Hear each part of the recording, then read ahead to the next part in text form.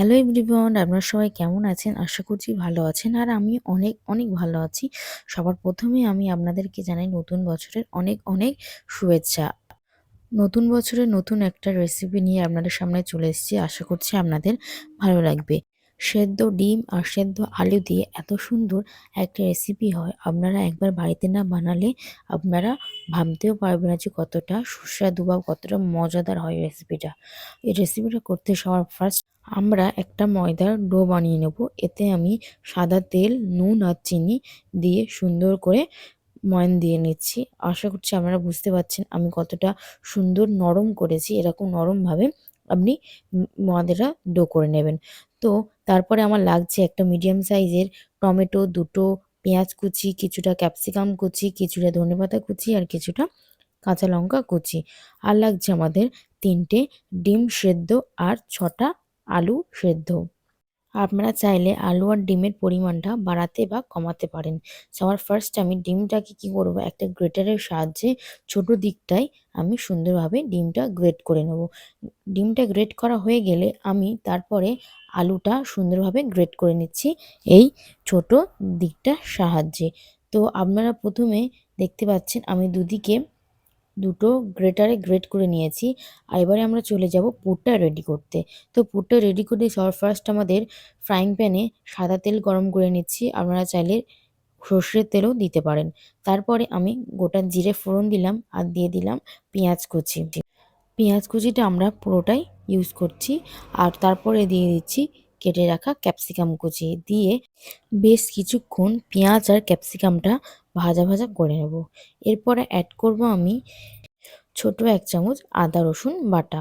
আদা রসুনটা দিয়ে ২ মিনিট নাড়াচাড়া করে নেব। ২ মিনিট নাড়াচাড়া করার পরে আমি দিয়ে দিচ্ছি টমেটো কুচি। টমেটো কুচি দিয়ে ওটাও মশলার সঙ্গে সুন্দরভাবে কষিয়ে নেব। কষানোর পরে ওর মধ্যে আমি অ্যাড করছি কিছু মশলা, পরিমাণ মতো নুন, ১ চিমটি পরিমাণ হলুদ গুঁড়ো, লঙ্কা গুঁড়ো, জিরে গুঁড়ো, ধনে গুঁড়ো আর একটু গরম মশলা গুঁড়ো দিয়ে মশলাটা ভালোভাবে ২-৩ মিনিট মশলাটা কষিয়ে নেব। মশলাটা কষিয়ে নিয়ে ওর মধ্যে আমি অ্যাড করছি অল্প কিছুটা ধনেপাতা আর অল্প কিছুটা কাঁচা লঙ্কা কুচি। আর হাফ আমি রেখে দিয়েছি, ওটা আমি পরে ইউজ করব। তো ধনেপাতা আর কাঁচা লঙ্কাটাও মশলার সঙ্গে কষিয়ে নিয়ে এবারে অ্যাড করে দিচ্ছি আগের থেকে গ্রেট করা আলু। আলুটা দিয়ে দিলাম। এবারে আলুটা মশলার সঙ্গে ২ মিনিট ভালো করে নাড়াচাড়া করে নেব। ২ মিনিট নাড়াচাড়া করে ওর মধ্যে আমি আবারও অ্যাড করে দেব আগে থেকে গ্রেট করা ডিম। ডিম সেদ্ধটা পুরোটাই আমি দিয়ে দিচ্ছি। আর দিয়ে দেব ধনেপাতা কুচি আর অবশিষ্ট কাঁচা লঙ্কা কুচিটা। ১ চিমটি পরিমাণ গোলমরিচ গুঁড়ো। আপনারা এটা স্কিপও করতে পারেন। দিয়ে আমি মশলাটার সঙ্গে ২ মিনিট নাড়াচাড়া করে নিলে রেডি হয়ে যাবে আমাদের এই ডিমের আর আলুর পুরটে। এবারে আমি ময়দার দিকে চলে গেলাম। ময়দা থেকে আমি একটি লেচি কেটে নিলাম। দেখতে পাচ্ছেন আমি খুব বড়ও কাটিনি, খুব ছোটও কাটিনি। এবারে সুন্দরভাবে রুটির মতন করে আমি বেলে নেব। আপনারা আপনাদের মতন রুটি যেভাবে করেন ওভাবে বেলে নেবেন। তো রুটিটা করে নেওয়ার পরে আমি ওর মধ্যে মাঝখানটায় পুরটা দিয়ে দিচ্ছি। মাঝখানটায় পুরটা দিয়ে আমি চারদিকে জল ভালো করে লাগিয়ে দিচ্ছি। যাতে পরে তেলের ওপরে দিলে খুলে না যায় আর পুরগুলো বাইরে না বার হয়ে আসে। তাই আমি চারদিকটা জল লাগিয়ে নিচ্ছি ভালো করে। আপনারা চাইলে ময়দা গুলেও দিতে পারেন। তারপরে আমি মাঝখান সাইড থেকে দুদিকে আমি ফোল্ড করে দিলাম এবং আর লম্বা দিকটাও ফোল্ড করে দিচ্ছি এটার উপরে ওটা। আপনারা দেখতে পাচ্ছেন আমি কিভাবে এটা ফোল্ড করছি। আপনারা চাইলে অন্যভাবেও করতে পারেন। তো দেখতে পাচ্ছেন আমাদের ছোট মোগলাই টাইপের এটা শেপটা হয়ে গেল। তো মিনি মোগলাই যাকে বলা হয়। এভাবে আমি আরেকটা আপনাদেরকে করে দেখাচ্ছি। আবারও আমি রুটিটা করে নিয়ে মাঝখানে পুর দিয়ে চারদিকে জল দিয়ে সুন্দরভাবে চারদিকটা মুড়ে নিলেই রেডি আমাদের এই ছোট বা মিনি মোগলাইটা।